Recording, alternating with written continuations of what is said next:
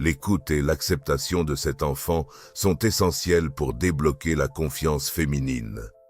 Une illustratrice a raconté que des années passées à peindre pour une carrière l'avaient totalement privée de son inspiration. Un après-midi, elle a redécouvert par hasard une vieille boîte de couleurs et a commencé à dessiner un visage souriant. De nombreuses femmes accomplies ont révélé que rien n'active leur confiance intérieure plus efficacement que de consacrer quelques minutes chaque jour à écrire des lettres à leur jeune moi. Peter Pan demeure éternellement jeune. Lorsque quelque chose d'insondable émerge à la lumière, cela ne gouverne plus votre existence dans l'ombre.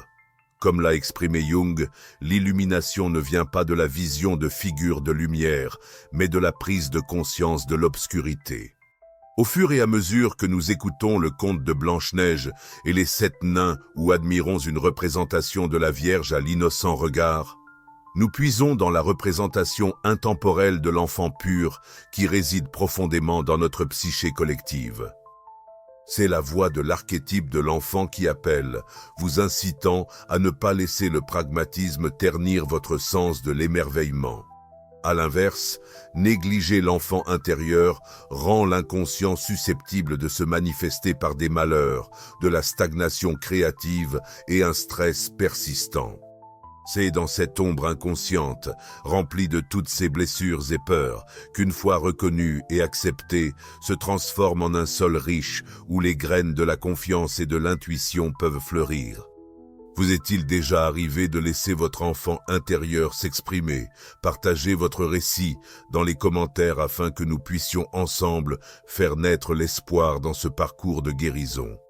Lorsque l'inconscient devient conscient, vous ne vous libérez pas seulement des poids émotionnels, mais vous redéfinissez également vos interactions avec le monde. En qualifiant les archétypes d'organes psychiques, Jung a utilisé une imagerie corporelle pour montrer la complexité inhérente de l'âme. Tout comme le cœur ou les poumons, les archétypes précèdent la prise de conscience personnelle.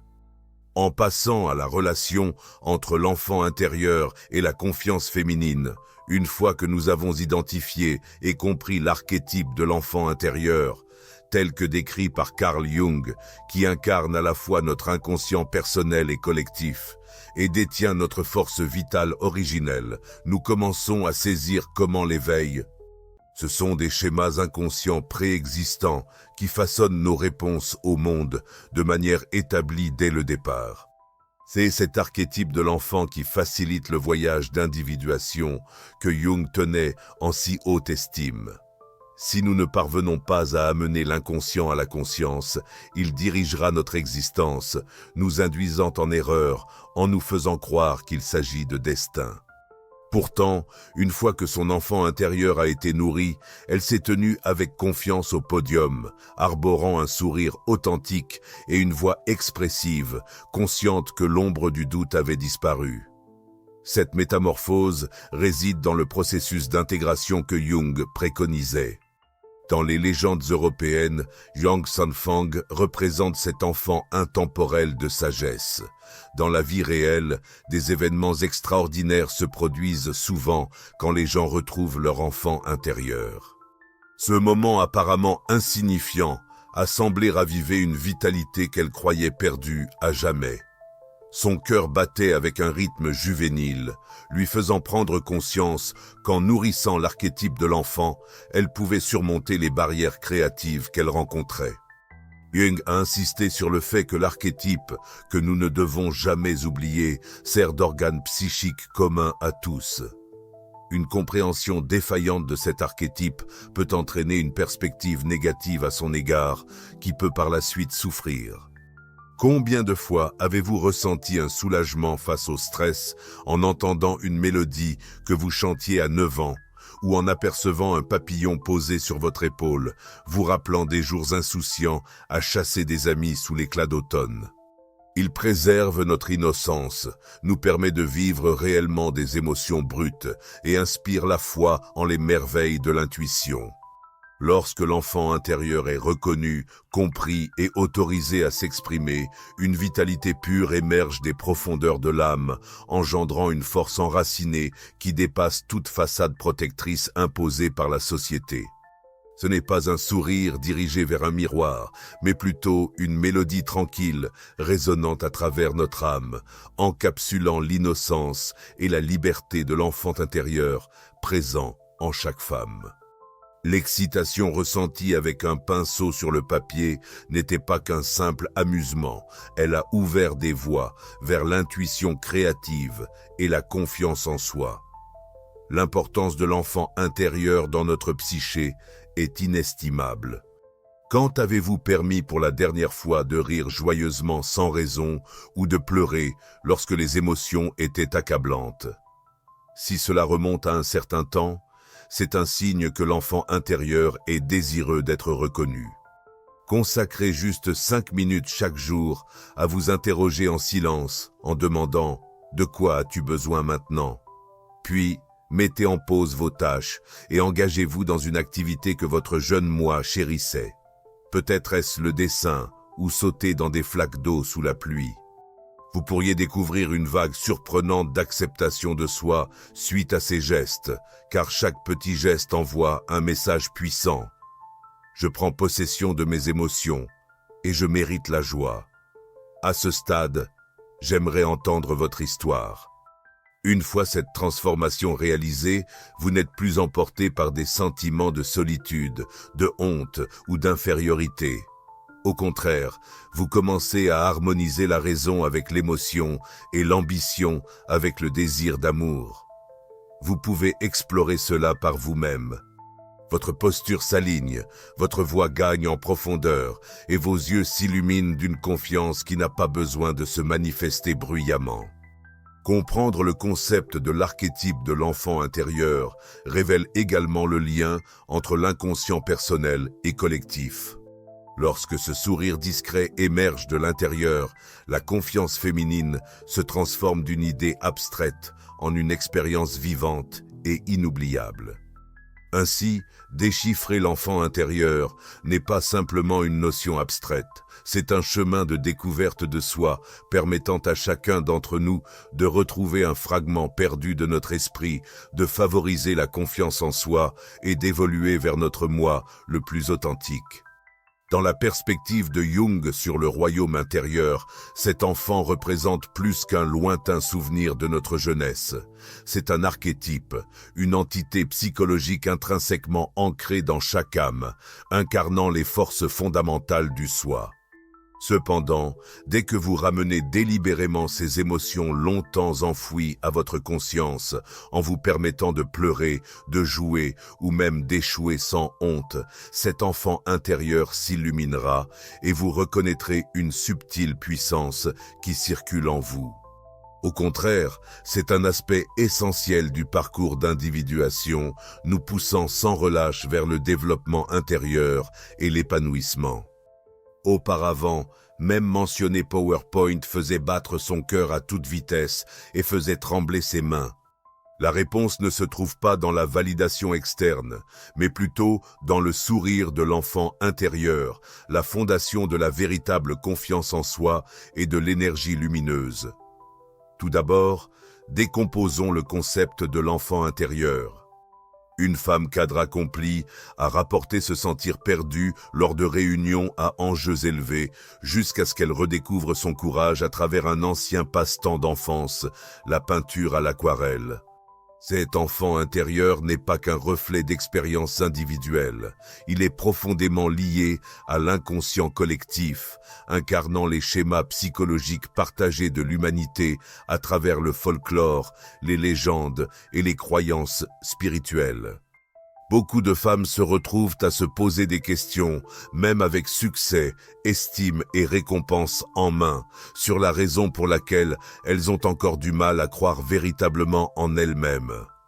Jung a exprimé « Au sein de chaque adulte réside un enfant éternel, quelque chose en perpétuelle évolution, jamais totalement satisfait et nécessitant des soins, de l'attention et de l'éducation continue. » ce composant de notre personnalité cherche à grandir et à atteindre la complétude.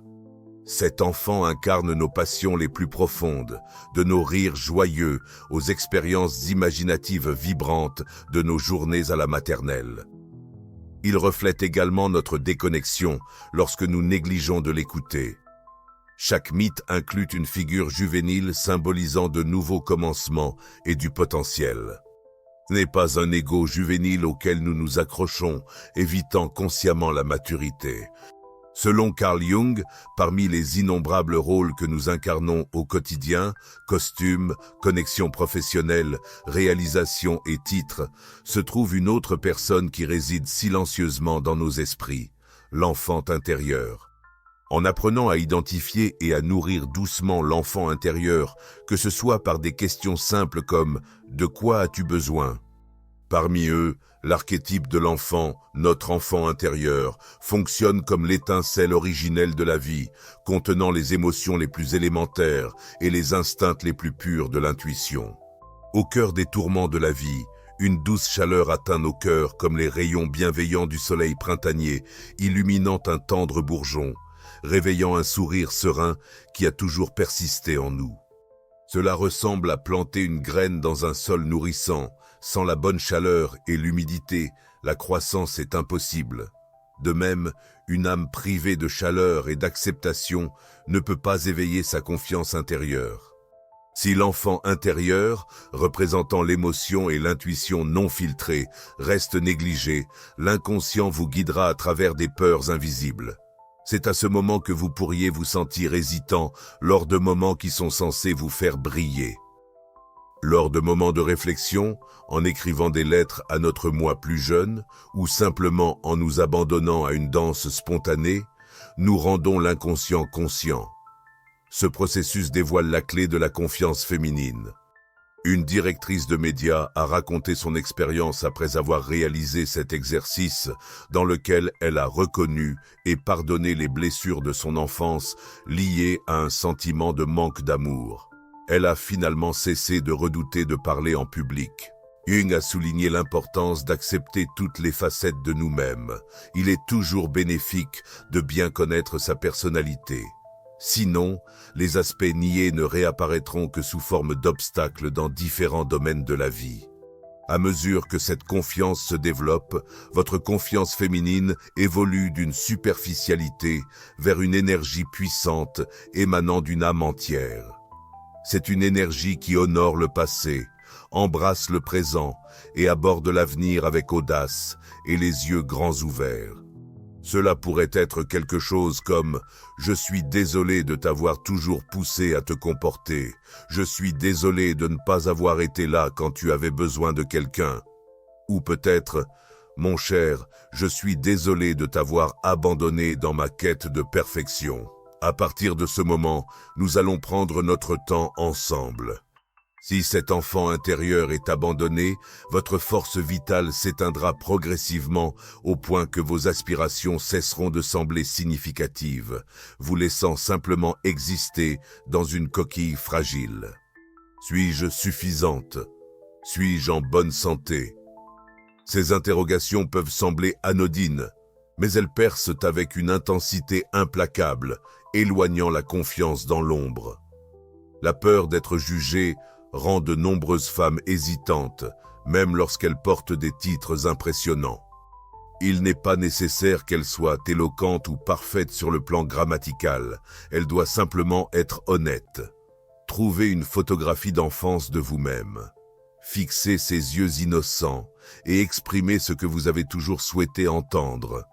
Sans personne pour nous enseigner qu'elle avait le droit de dire non, nous devenons des captifs de l'approbation, nous efforçant sans relâche de valider notre valeur jusqu'à ce que nous nous sentions épuisés et dépassés.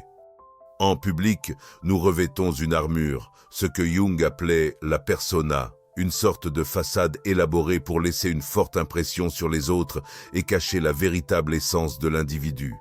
Cependant, si l'inconscient est encore oublié, si cet enfant est de nouveau confiné aux chambres silencieuses de la mémoire, les conséquences vont au-delà de la simple perte de joie innocente. Des angoisses cachées commencent à émerger. le doute de soi s'infiltre dans chaque conversation. Finalement, sans que vous en preniez conscience, vous vous épanouirez. Tout au long de ce processus, Jung a souligné que nous pouvons nous libérer de l'emprise de l'inconscient et commencer à reprendre le contrôle. Au lieu de cela, la confiance émerge comme un état naturel. Vous redevenez la femme authentique, sans peur d'exprimer la joie ou la tristesse, d'établir des limites et d'accepter à la fois les éloges et les critiques. Apparentée aux autres mais intérieurement isolée, une barrière invisible sépare le cœur de l'intellect. Les yeux évitent le contact et les mains tremblent lorsqu'il s'agit d'exprimer un point de vue. Vous pourriez le reconnaître en vous-même, en évitant le contact visuel, en chuchotant plutôt qu'en exprimant vos pensées avec confiance. Nous avons examiné comment ignorer cet aspect intérieur peut mener à des conséquences douloureuses, à des doutes sur soi, à une déconnexion émotionnelle et à une perte de vitalité. Pourtant, Carl Gustav Jung n'a pas seulement souligné ces blessures, il est allé au-delà. Chaque réponse non exprimée représente un moment où votre enfant intérieur est resté inaudible. Chaque silence ajoute une brique au mur qui vous sépare de la véritable confiance. N'attendez pas de miracles extérieurs. La force de vous libérer est déjà à votre portée. Au début, vous pourriez vous sentir maladroite, incertaine de la manière de commencer, et même pleurer en voyant ressurgir des blessures passées. Pourtant, persévérez. Chaque larme est comme une pluie nourrissant le paysage intérieur. Cela représente une confiance solide, en contraste avec des tactiques superficielles destinées à rechercher une validation externe. Se connecter à votre enfant intérieur est semblable à apprendre un nouveau dialecte. Retournez vers cet enfant et embrassez-le, permettant à votre voix de résonner à nouveau, à votre démarche de s'écouler librement et à votre énergie de rayonner comme le soleil du matin. Maintenant, explorons 4 étapes pour réveiller le sourire de l'enfant intérieur. Si la visualisation et l'écriture ouvrent votre monde intérieur, alors les affirmations quotidiennes servent à garder cette porte entrouverte. Ce qui est essentiel, c'est le courage. C'est de ce courage que le chemin vers la renaissance d'un sourire longtemps endormi commence. Ce voyage peut débuter par quelque chose d'inattendu et de simple, l'imagination. Chaque fois que l'enfant intérieur est négligé, le subconscient rédige une variété infinie de performances pour dissimuler une douleur persistante. Une illustratrice confrontée à un blocage créatif a rappelé que chaque fois qu'elle esquissait les images vibrantes et fantaisistes de son enfance, elle avait l'impression de se reconnecter avec des fragments perdus de son innocence. Cette appréhension d'affronter l'enfant peut mener à une souffrance silencieuse.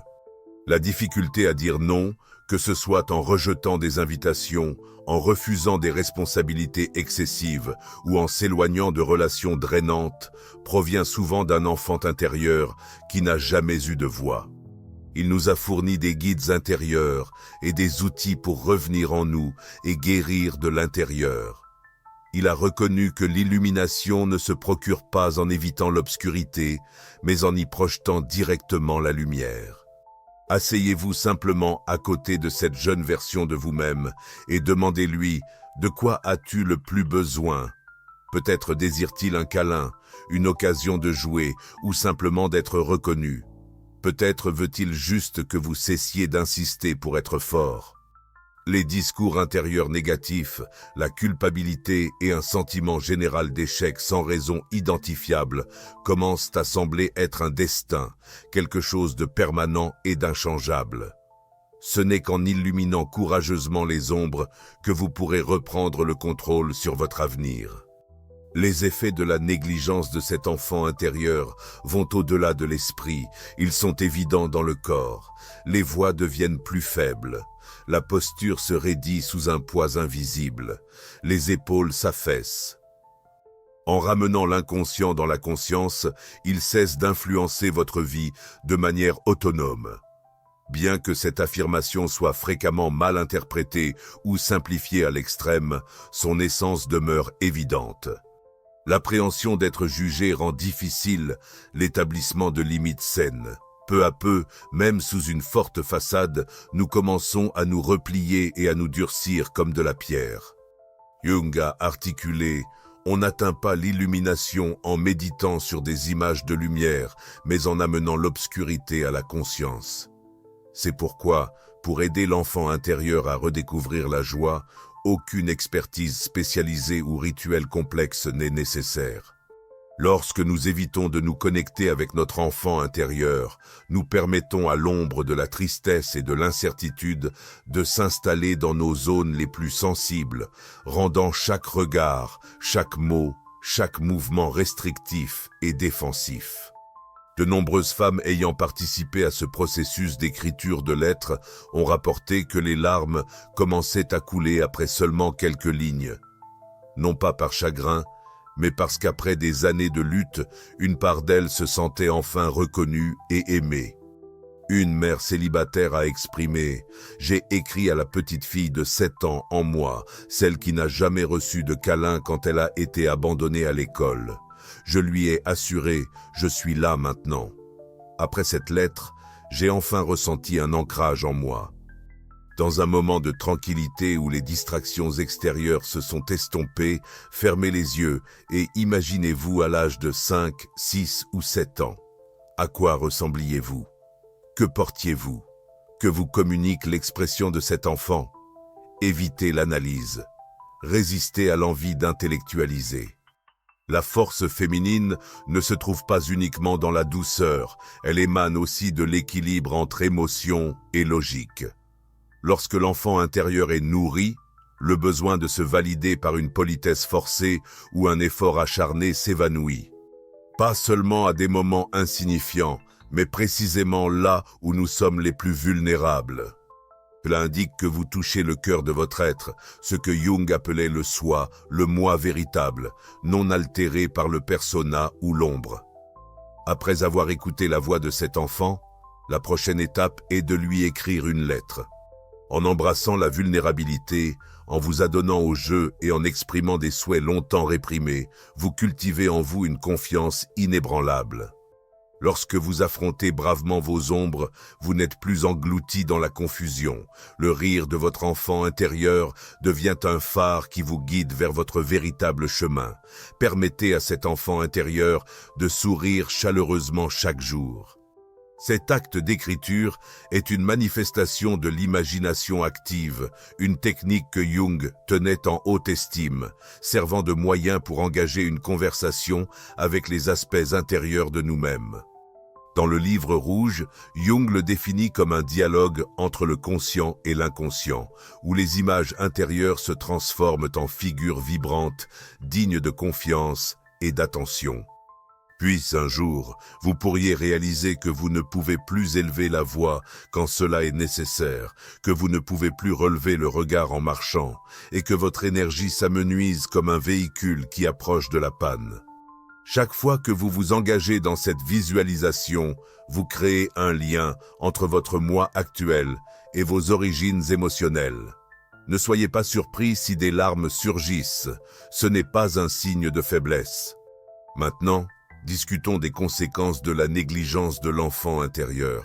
Une fois que nous avons appris à rendre l'enfant intérieur heureux et réaliser la force qui fleurit à partir de la chaleur de l'acceptation, nous pouvons penser que notre voyage est terminé. Cette redécouverte a ravivé son inspiration et a conduit à des commandes de marques prestigieuses, car le public pouvait ressentir la vitalité authentique émanant de chaque coup de pinceau qu'elle réalisait. Ce ne sont pas des défauts de caractère, ce sont des signes d'un esprit négligé qui crie à l'aide. Carl Jung a un jour déclaré « Les individus iront à de grands efforts, peu importe leur irrationalité, pour éviter de confronter leur vrai moi. Les gens s'adonnent à des routines de yoga complexes, se préoccupent de régimes stricts ou s'immergent dans des textes obscurs, simplement pour esquiver la reconnaissance des ombres dans leur cœur. » Sous cette façade, les exigences de l'enfant intérieur pour le réconfort, l'acceptation et la sécurité continuent de plaider pour la reconnaissance. plus l'armure est solide, plus la voix intérieure devient calme. Plutôt que de regarder passivement votre étincelle intérieure diminuer, réfléchissez à la dernière fois où vous vous êtes permis de pleurer lors d'une épreuve, de jouer sans trop analyser, ou d'exprimer votre désir d'amour et de réconfort. Comme l'a dit Jung un jour, ce que vous résistez persiste. Par conséquent, au lieu de repousser les sentiments d'inadéquation, embrassez des affirmations bienveillantes comme un moyen d'auto-acceptation. Il décrit le cheminement d'un ego fracturé vers un soi complet, où l'adulte résilient et l'enfant vulnérable coexistent harmonieusement plutôt que d'être en conflit dans l'esprit d'une personne. Ce n'est que lorsque nous trouvons le courage de reconnaître, d'accepter et d'intégrer tout de notre lumière à nos ombres que nous pouvons bâtir une solide fondation intérieure, celle qui nourrit une confiance tranquille, non pas celle qui exige de l'attention ou se donne en spectacle, mais celle qui existe tout simplement. Vous n'avez pas besoin de les croire immédiatement. Laissez-les simplement résonner pour que l'enfant en vous puisse entendre que vous apprenez à l'aimer. Cependant, la guérison ne devrait pas se limiter à vos pensées ou à vos mots écrits. Elle doit se manifester physiquement. Cela inclut non seulement la logique et l'émotion, mais aussi l'enfant négligé, la mère intérieure nourricière, le guerrier, l'amant, le soi blessé et même l'adversaire. Tous ces aspects résident dans l'inconscient, attendant l'intégration sous l'influence éclairante de la conscience. Lorsque l'enfant intérieur rayonne enfin de joie, nous ne nous contentons pas d'éveiller des sentiments primitifs longtemps réprimés. Nous enflammons quelque chose de bien plus grand, la quête pour revenir à notre vrai moi. Ainsi, l'individuation ne représente pas un but final, mais plutôt un voyage continu et éternel où un individu reconnaît, accepte et assimile progressivement tous les éléments disparates en soi. La véritable plénitude ne provient pas de la séparation de certaines parties de soi, mais de l'intégration des éléments opposés. Nous n'atteignons pas la plénitude en rejetant nos faiblesses perçues ou en écartant certaines émotions comme inexistantes. La confiance évolue d'un accessoire externe que vous portez chaque jour à une essence inhérente qui émerge de l'intérieur. Il n'y a plus besoin de validation, de défense ou de justification. Chaque mot que vous prononcez et chaque mouvement que vous effectuez proviennent d'un centre unique et cohérent. C'est vous, complet et indivisible. Imaginez une cloche en bronze. Au lieu de cela, nous commençons à nous accorder à la voix silencieuse en nous, où l'adulte résilient et l'enfant sensible ne s'opposent plus, mais résonnent en harmonie. Jung avait une fois déclaré « La chose la plus terrifiante est d'accepter pleinement soi-même ». Il n'y a peut-être pas de témoignage plus vrai de ce parcours difficile que l'histoire de Camille. Une femme qui semblait avoir tout en oscillant au bord d'un profond vide intérieur. Cela peut sembler inhabituel, mais pour elle, c'était la toute première fois qu'elle se sentait réconfortée sans avoir à compter sur quelqu'un d'autre. Cette transformation intérieure a commencé à créer des vagues de changements à l'extérieur. Lorsque l'individuation se transforme en un rythme vivant en nous, nous cessons de poursuivre une persona idéalisée qui existe quelque part là-dehors. Riez aux éclats, même si rien ne semble drôle. Ces moments nourrissent l'âme, et si cela vous semble étrange ou ridicule, rappelez-vous que l'enfant ne sourit que lorsque vous relâchez votre façade et abaissez vos défenses. Le public a ressenti ce changement, sa voix s'est approfondie, son regard s'est adouci et sa présence rayonnait d'une force sans précédent. Avez-vous déjà vécu une telle expérience? Jung a remarqué: la création de quelque chose de nouveau n'est pas réalisée par l'intellect, mais par l'instinct de jouer agissant d'une nécessité intérieure, non pas par la logique, mais par le jeu.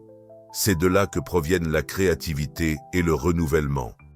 Une femme a partagé son expérience de reconnexion avec son enfant intérieur, ce qui l'a amené à raviver sa passion pour les cours de danse moderne.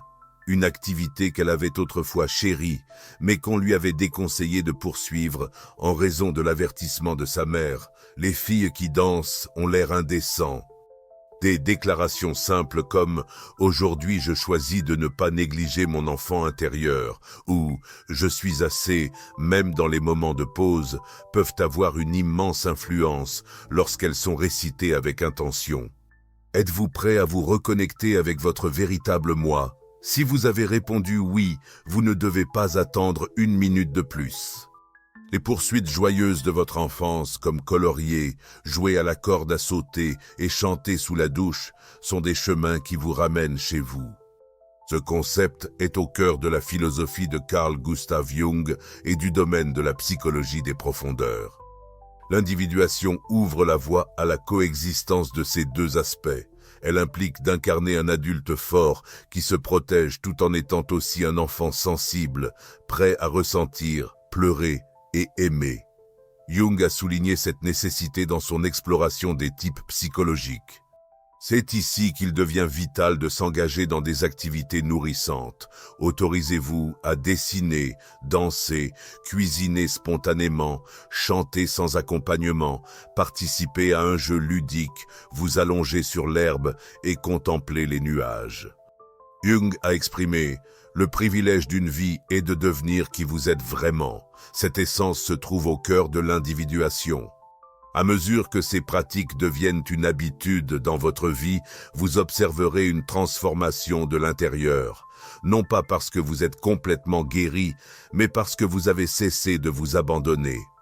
Si sa structure interne n'a pas été correctement conçue, peu importe à quel point vous la frappez fort, le son sera discordant et terne.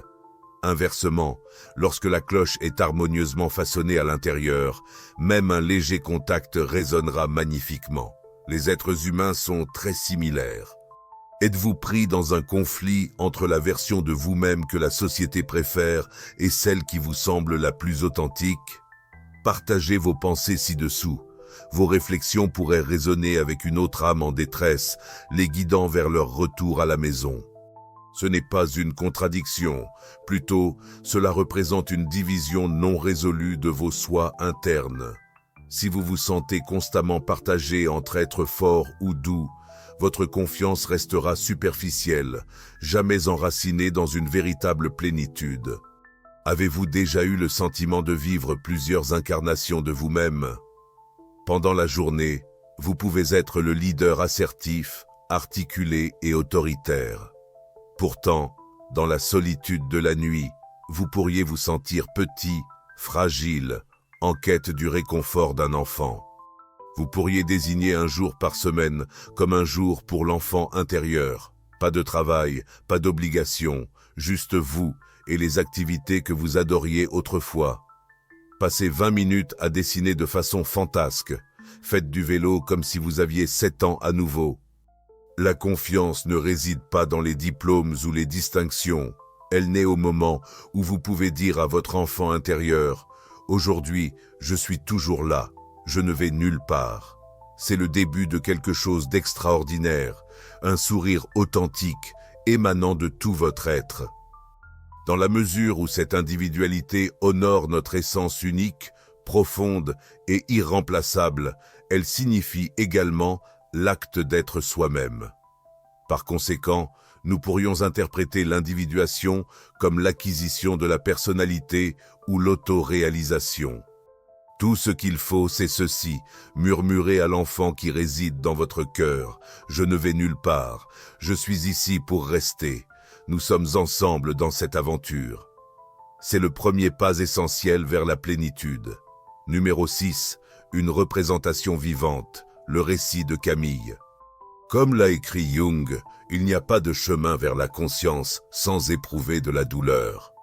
J'ai entendu un jour une jeune femme parler de son expérience. En tant que formatrice en entreprise, elle s'adressait souvent à des audiences de centaines de personnes, mais elle se sentait constamment inadéquate. Le sourire de l'enfant intérieur. Ce sourire est la source d'illumination, de force et d'une essence féminine qui ne nécessite ni validation, ni permission, juste la liberté de vivre pleinement et d'être aimé tel qu'on est. Maintenant, parlons du processus d'individuation. Elle a ensuite raconté qu'elle ne pleurait pas seulement, elle s'imaginait cette petite fille tenant sa main dans une forêt, sans dire un mot, juste en offrant sa présence. À partir de ce moment-là, chaque fois qu'elle montait sur scène, elle a cessé de jouer la dure. Et rappelez-vous, l'objectif n'est pas la perfection. Jung n'a jamais promis cela. Ce qu'il a souligné, c'est que l'objectif du processus d'individuation est la fusion du soi. Lorsque cela se produit, quelque chose de remarquable se passe.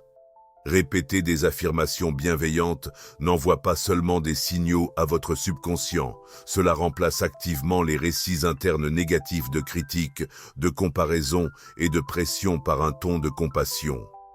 Après plusieurs mois d'entraînement, elle s'est retrouvée non seulement plus agile, mais également capable de s'exprimer avec plus de confiance, de prendre des décisions plus claires et de briller dans chacune de ses interactions. Elle a déclaré: quand j'ai permis à cette petite fille en moi de s'épanouir, j'ai vraiment commencé à vivre.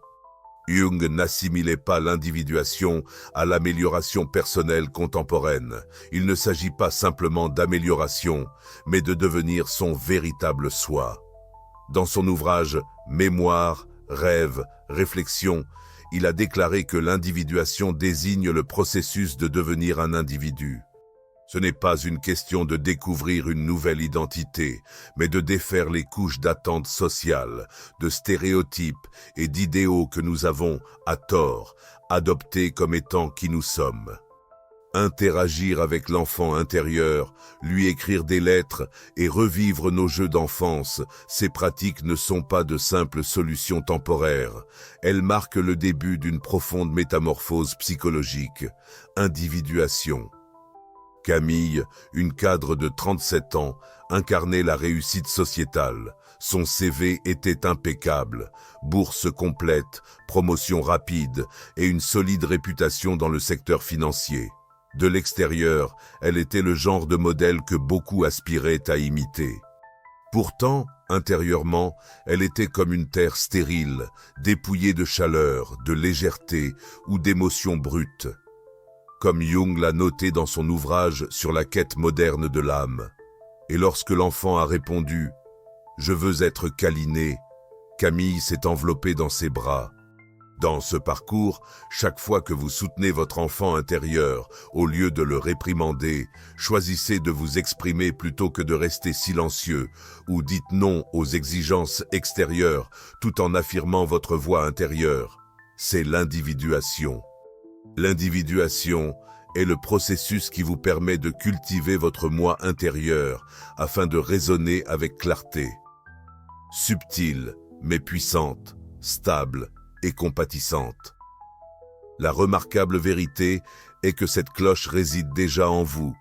Il vous suffit d'avoir le courage d'écouter. Malgré les applaudissements, elle rentrait chez elle avec un sentiment de vide, comme si elle faisait semblant de réussir. Lors d'une séance de thérapie, on l'a encouragée à imaginer et à écrire une lettre à son petit moi de 6 ans, perçue comme ennuyeuse. Au lieu de cela, elle est devenue une femme mature, capable de protéger son enfant intérieur, tandis que cet enfant gagnait suffisamment confiance pour s'avancer. Favorisons un environnement où nos enfants intérieurs peuvent être reconnus et où les femmes peuvent s'épanouir en tant que leurs véritables et complètes selves. Comme le montre le parcours de Camille, lorsque l'enfant intérieur trouve la joie, il s'agit de bien plus que de retrouver votre identité. Il s'agit d'incarner votre véritable pouvoir féminin. Maintenant, c'est votre tour. Une femme qui choisit de vivre authentiquement crée une atmosphère où les autres se sentent suffisamment en sécurité pour faire de même. Vous n'avez pas besoin d'être psychologue pour comprendre les idées de Jung.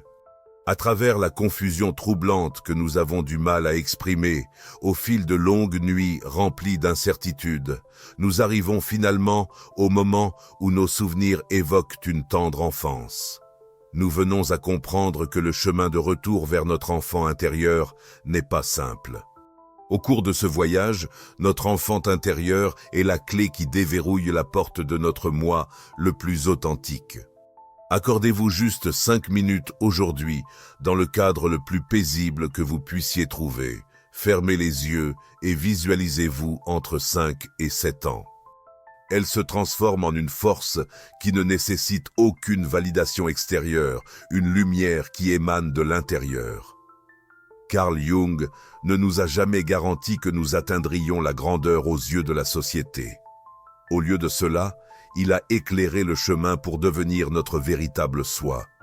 Ses yeux ont commencé à briller, non pas sous la pression de devoir tout savoir, mais plutôt grâce à la sérénité d'admettre « Je ne suis pas encore sûr, j'ai besoin de plus de temps ».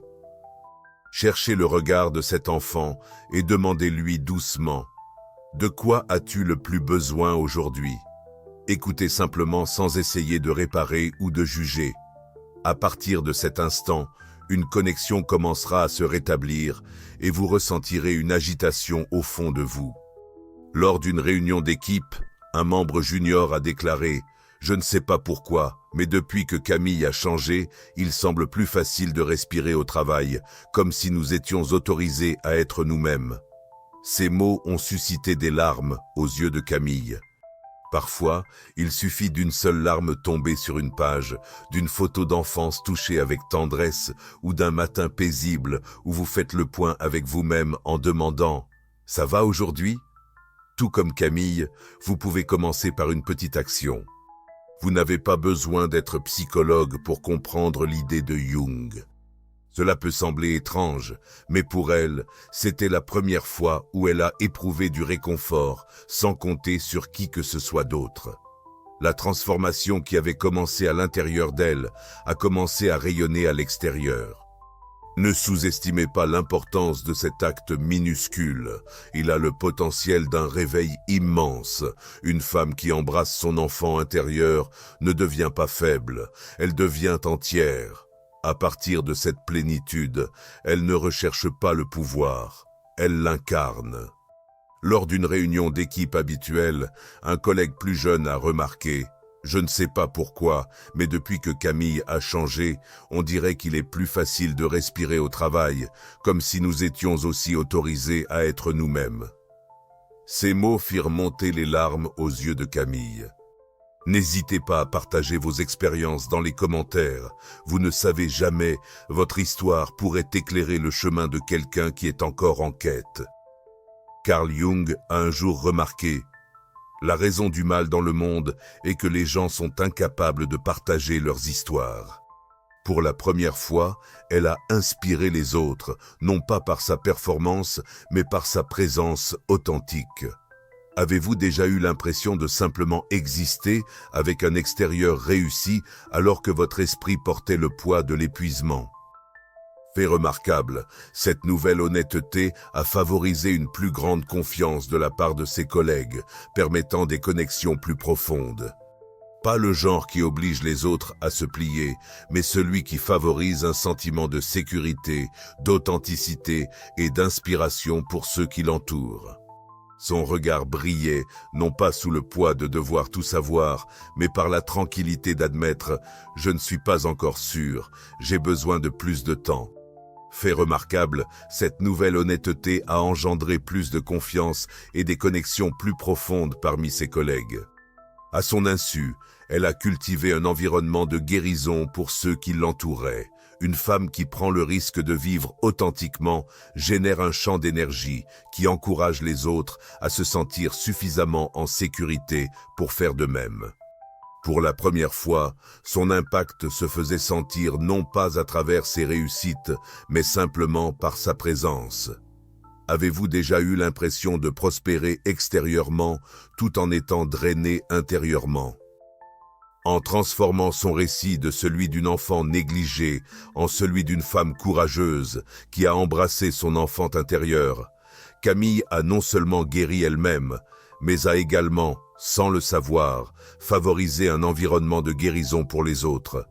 Carl Jung a un jour déclaré « La raison du mal dans le monde est que les gens ne peuvent pas raconter leurs histoires. » Lorsque Camille a réécrit son récit, passant d'une enfant négligée à une femme suffisamment courageuse pour retrouver sa petite fille intérieure, elle n'a pas seulement guéri. Si vous vous sentez épuisé aujourd'hui, prenez un moment pour faire une pause, asseyez-vous tranquillement, fermez les yeux et engagez-vous avec la petite fille en vous en demandant « Que veux-tu aujourd'hui ?» Tout comme Camille, cette réponse pourrait marquer le début d'un nouveau chapitre de votre vie. Pourtant, à l'instant où nous faisons une pause et écoutons courageusement cette douce voix, quelque chose d'extraordinaire se produit. La confiance ne découle plus de l'effort ou des défenses. Elle commence à se déployer naturellement, profondément et intensément. Sa voix est devenue plus calme et plus chaleureuse, abandonnant son ton aigre et autoritaire. Ses actions ont ralenti, n'étant plus alimentées par le besoin de contrôle. Ne sous-estimez pas le potentiel de ce geste simple. Il contient l'essence d'un réveil profond. Quand une femme choisit de se reconnecter avec son enfant intérieur, cela ne signifie pas faiblesse. Lorsque l'enfant a répondu « Je veux être câliné », Camille a passé ses bras autour d'elle-même. N'hésitez pas à partager votre histoire dans les commentaires. Cela pourrait éclairer le chemin pour quelqu'un d'autre qui continue sa quête. Sa voix est devenue plus douce et plus chaleureuse, ne coupant plus ou n'étant plus durement autoritaire. Ses mouvements se sont ralentis, libérés de l'obligation de maintenir le contrôle. Parfois, il suffit d'une seule larme tombant sur une page de journal, de la douce caresse d'une photo d'enfance ou d'un moment tranquille le matin où vous vous demandez « Ça va aujourd'hui ?» Comme Camille, vous pouvez initier votre voyage par un petit acte significatif.